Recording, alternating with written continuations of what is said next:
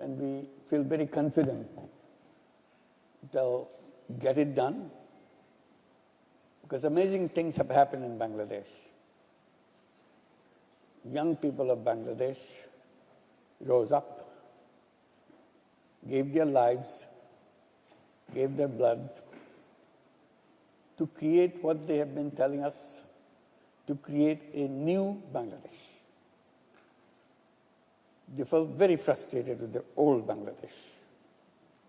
The journey for the new Bangladesh has begun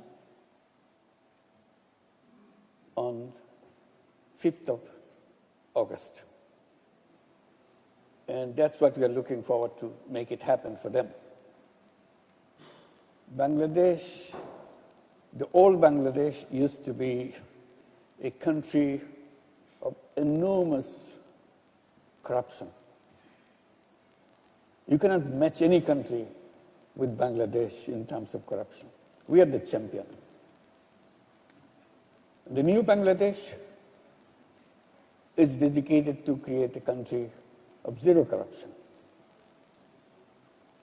You'll hear many criticism of the interim government. They're not efficient enough, they're not fast enough, they cannot solve all the problems in 5 months, and all kinds of. But nobody in Bangladesh will say there is corruption in this government. They agree on everybody, no matter who you talk to.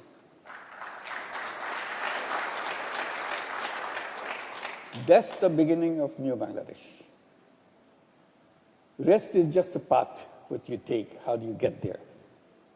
It's a very fascinating country. That's what my colleagues were presenting to you. It's a place where things get happen. And the potential of dealing with huge population. Bangladesh itself is the 8th largest population in the whole world. Just a tiny little country. Enormous number of population. So if you look at population as a market, Bangladesh alone is a big market. And then my colleagues were showing that it's not only Bangladesh alone, it's the whole region.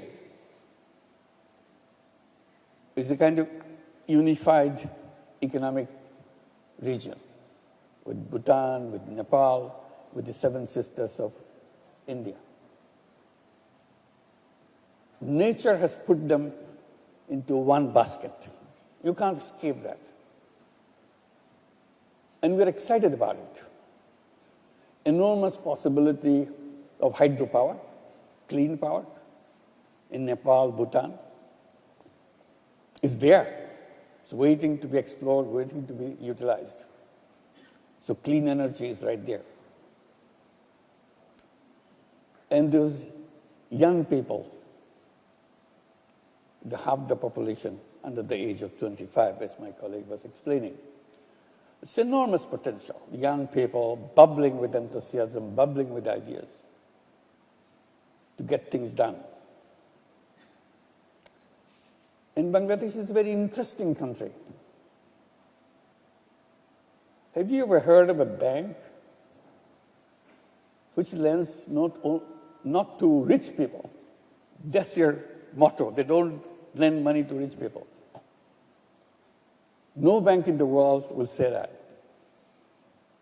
But Bangladesh does. They created a very funny bank.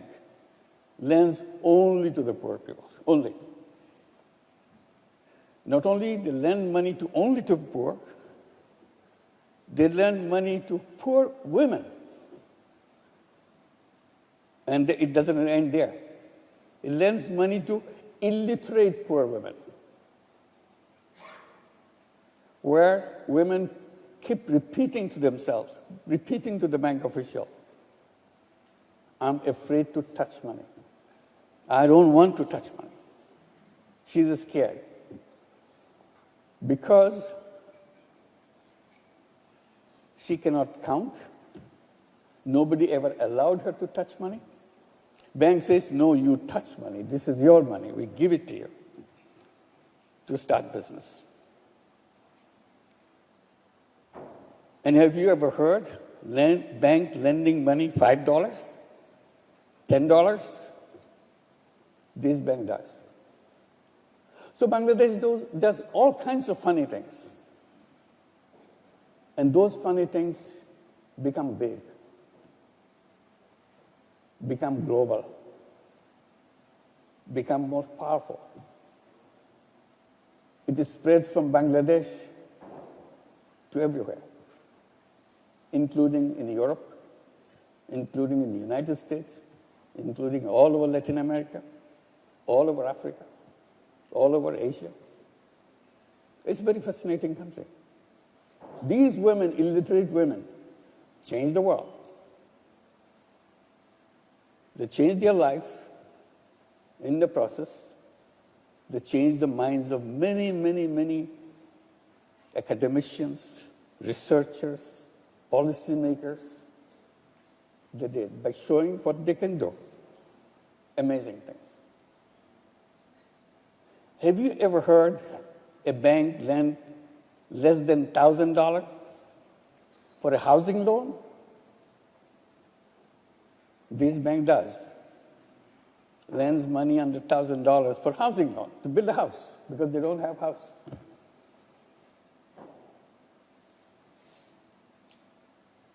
And they do in hundreds of thousands of houses, not just few. And they're so proud to own their own house with a bank loan. And they pay back every penny of that money with interest. It's not a free loan. And then this loan, $1,000 housing loan, gets Ajkal Award for architecture. You never heard of that. Ajkal Award is given to the most fascinating architecture of the world. And one of the most fascinating architecture of the world is housing loan. The houses built with the housing loan of Grameen Bank.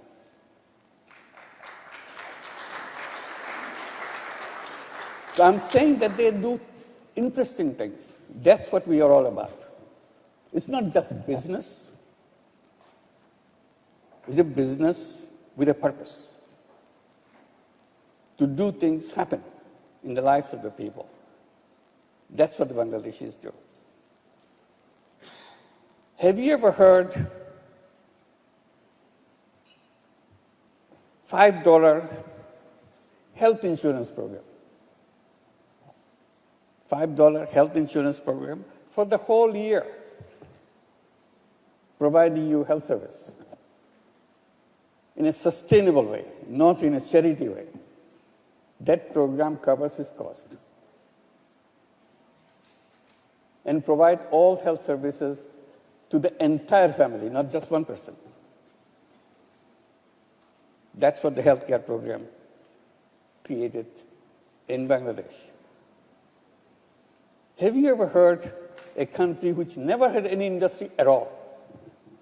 Only outsiders created some industry, but Bangladeshis themselves never had it. The Bangladeshis were supposed to be clerks, but little offices and so on.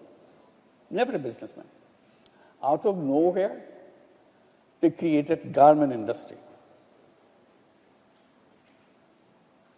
And in the process, they became second largest garment industry in the whole world. So that's what the government Bangladesh is all about. Do you remember when we didn't have any mobile phone? I hope some of you remember that. You didn't have a mobile phone. Nobody has a mobile phone. It didn't exist. And it just started creeping in some rich countries. Bangladesh government decided to issue license, if anybody is interested in mobile phone, to create a mobile phone company. People say, what is a mobile phone? How do you do that? Because our telephone system, like any other telephone system anywhere in the world, were owned by the government, always. Government has a telephone department, Ministry of Telephones, because they provide telephone service. And in Bangladesh, we had the same government-owned telephone service. In the entire country, probably there are not more than 10,000 telephones in the entire country. And bulk of them, more than half of them, didn't work at all. So you have to wait and wait, keep asking people to repair somewhere something so that you can make a call. So that was our telephone system. And then government says, we are going to give license to bring mobile phone company, privately owned. We had no idea what this mobile phone, what do you do with this? But we applied. Why not? Let's have a telephone company. When I say we are meaning Grameen Bank applied to get a telephone license. And government official asked, you are a bank for the poor women. Why do you need a license for a telephone? Then we very proudly say we want to bring telephone in the hands of poor women. It's a shocking thing to say. Still, the richest man in the country didn't get the telephone. You're saying you want to bring telephone in the hands of the poor women in the villages. They laughed. These guys are kidding. We said, we are very serious. To catch us, they said, didn't you say your borrowers are illiterate? I said, yes, they're illiterate. Aha. If you give the telephone to those illiterate women, how are they going to dial it? They don't know the numbers. So we looked at the eyes of these government officials, answered them by saying, yes, these women are illiterate, but they're not stupid. They're very smart. If we can convince them, pushing these numbers, they can earn money. They will learn it very quickly. After all, there are only 10 numbers in the whole world. You cannot invent 11th.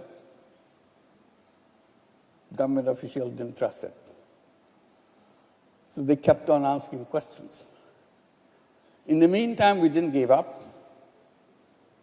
We start talking to companies around the world who can help us to set up a telephone company, because we have no idea how to do that.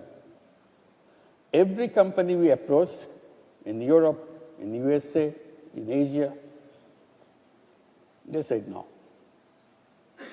You don't look like the kind of people who can run a telephone company. We didn't give up.